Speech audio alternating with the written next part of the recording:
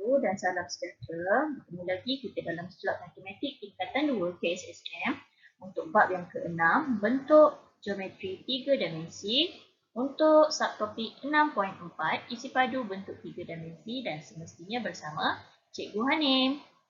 Hai semua. Baiklah pelajar, untuk hari ini kita akan melihat dua standard pembelajaran. Yang pertama adalah menerbitkan rumus isi padu, prisma, silinder dan seterusnya membentuk rumus piramid dan kon. Serta 6.42 menentukan isi padu prisma, silinder, kon, piramid dan sfera dengan menggunakan rumus. Baiklah, isi padu suatu bentuk geometri 3 dimensi ialah ukuran ruang yang memenuhi bentuk geometri 3 dimensi tersebut.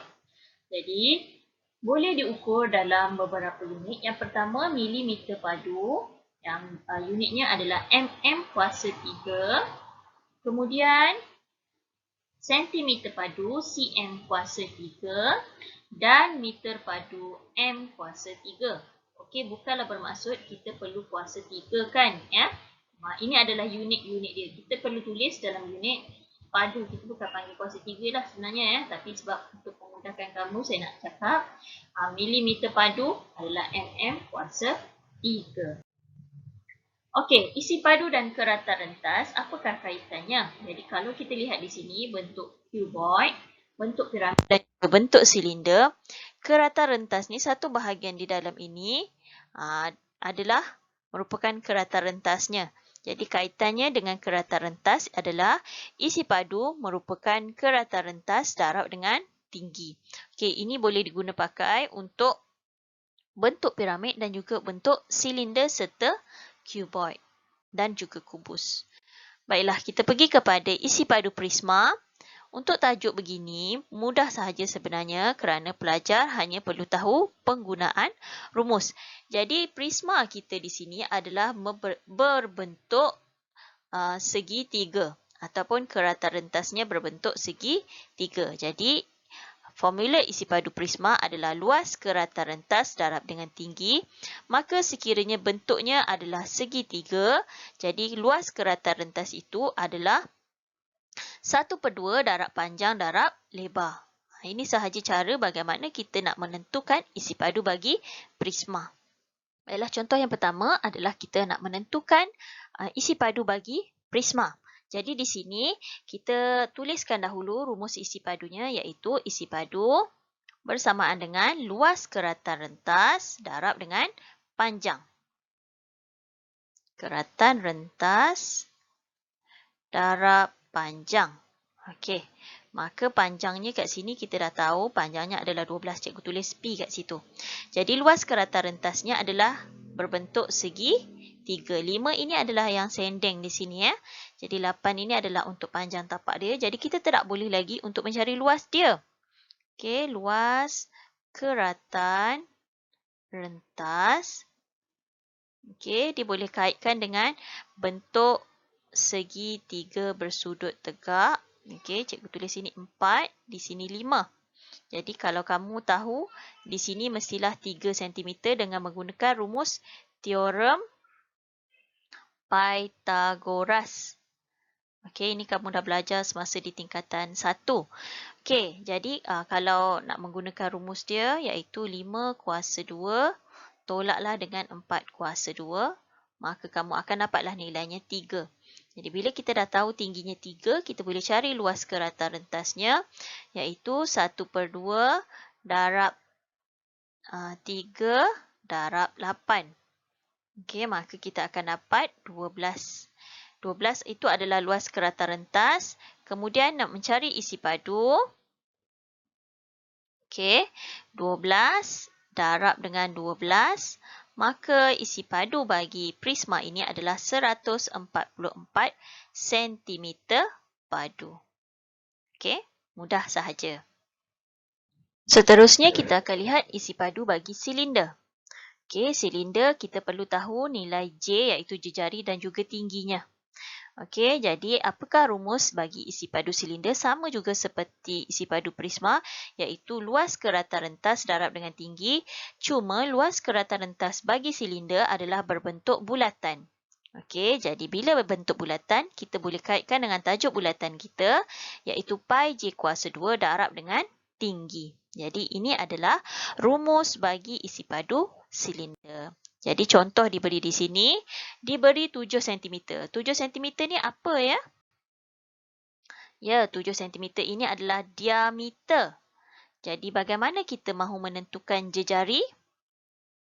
Betul, jejarinya adalah 3.5 cm. Okey, jadi kita boleh terus tulis rumus kita iaitu, sebab kita dah tahu ini adalah silinder, pi j kuasa 2 darab dengan tinggi.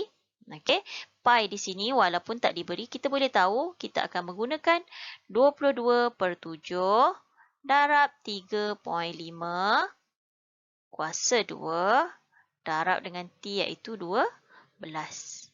Maka kita boleh tekan sahaja kalkulator, dapatlah nilainya 462 cm padu. Okey, yang ni kamu boleh tekan sahaja menggunakan kalkulator. Yang penting kamu tahu bagaimana nak menggunakan rumus. Baiklah, bentuk seterusnya iaitu isi padu bagi piramid. Jadi piramid kita ada tinggi dan juga luas tapak, dan tapak kita biasanya piramid ini berbentuk segi empat sama. Okey, jadi macam mana dia punya rumus?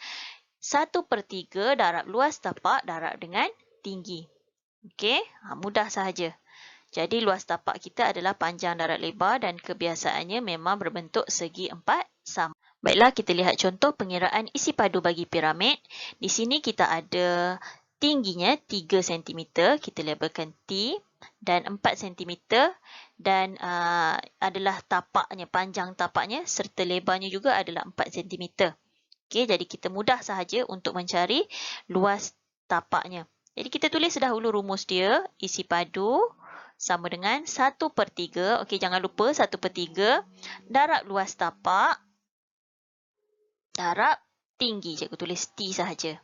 Jadi 1/3 terus masukkan darab dengan luas tapak iaitu 4 darab 4 darab dengan tinggi kita iaitu 3 cm.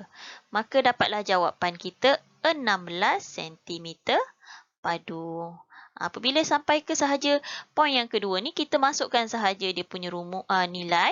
Jadi terus sahaja kemudian tekan kalkulator. Okey. Okey, bentuk yang seterusnya adalah menentukan isi padu kon. Okey, kon kita ada tinggi dan juga kita ada jejari. J adalah jejari. Jadi apakah rumus dia? Sama seperti piramid tadi. Ada 1/3 darab luas tapak darab tinggi. Yang membezakannya, luas tapaknya adalah berbentuk bulatan. Jadi, luas tapak berbentuk bulatan, nilainya pi j kuasa 2. Baiklah, contoh yang seterusnya menentukan isi padu bagi kon. Jadi di sini, kalau kita lihat, kon kita dah ada tingginya 12 dan kita dah ada 7. Okey, 7 ini adalah jejari. Kamu kena berhati-hati ya, sama ada kadang-kadang diberi nilai jejari ataupun diameter. Okey, kemudian kita tulis sahaja rumus kita, isi padu iaitu 1/3 darab luas tapak. Kita terus gantikan iaitu pi j kuasa 2 darab dengan tinggi. Itu adalah rumus bagi isi padu kon. Jadi 1/3 darab dengan pi. Pi kita tak diberi, kita boleh guna 22/7 darab dengan J, 7 kuasa 2, tutup kurungan, darab dengan 12. Gantikan sahaja nilai-nilai tersebut dalam rumus kita. Maka bila kita tekan sahaja kalkulator, kita akan dapat 616 cm padu. So, mudah sahaja. Alright, kemudian isi padu sfera dan juga hemisfera sebenarnya adalah perkara yang sama, tetapi kadang-kadang pelajar dia tak boleh nak relate rumus hemisfera. Jadi kita lihat dahulu untuk sfera. Okey, sfera kita mesti ada jejari dia lah. Okey, jadi jejari. Jadi isi padu sfera adalah 4/3 pi j kuasa 3. Okey, pi j kuasa 3. Jangan silap kat situ. Jadi untuk hemisfera, hemisfera ni bermaksud separuh daripada sfera. Jadi masih lagi kita perlu ada nilai J. Maka isi padu hemisfera adalah 2/3 pi J kuasa 3. Masih lagi pi J kuasa 3 yang membezakan kalau sfera tadi 4/3 tapi hemisfera 2/3. Jadi kita lihat contoh. Okey, ini adalah contoh gabungan bagi dua bentuk. Bentuk apa ni ya? Bentuk yang pertama, bentuk apa yang duduk di atas ni? Okey, ni cikgu label bentuk pertama. Yang bawah bentuk yang kedua. Okey, betul. Yang pertama ini adalah bentuk hemisfera. Okey, kita keluarkan maklumat-maklumat yang ada. Maklumat yang pertama, 5 cm ini adalah jari. Kemudian 12 ini adalah tinggi bagi kon. Okey, kita ada yang pertama hemisfera, yang kedua adalah bentuk kon. Jadi kita cari dahulu isi padu untuk hemisfera. Isi padu hemisfera. Okey, bila dapat bentuk macam ni, kita cari 1/1. Jadi 2/3 pi J kuasa 3. Kita masukkan sahaja ke dalam rumus. 2/3 darab pi iaitu 22/7 darab J. J kita adalah 5 kuasa 3. Maka kita akan dapat nilai 261/19/21 cm padu. Ini isi padu untuk hemisfera. Kemudian kita cari pula isi padu untuk kon. Okey, tadi isi padu kon kita dah tahu dia punya rumus 1/3 darab pi J kuasa 2 darab dengan tinggi. Jadi kita masukkan sahaja rumus 1/3 darab pi 22/7 darab J. Jadi J kita masih lagi nilai yang sama iaitu 5 kuasa 2 darab dengan tinggi kita iaitu 12. Maka nilai yang kita dapat adalah 314 2/7 cm padu. Jadi kalau kita nak mencari luas isi padu bagi dua-dua bentuk gabungan ini, kita tambahkan sahaja satu tadi dengan nilai yang kedua iaitu yang 261/19/21 dengan 314. Cikgu tulis kat bawah ni ya. Okey. Jumlah isi padunya ataupun isi padulah, isi padu 261/19/21 tambah 314 2/7. Jadi kita tekanlah kalkulator. Okey, tambah. Kejap ya, cikgu tekan kalkulator.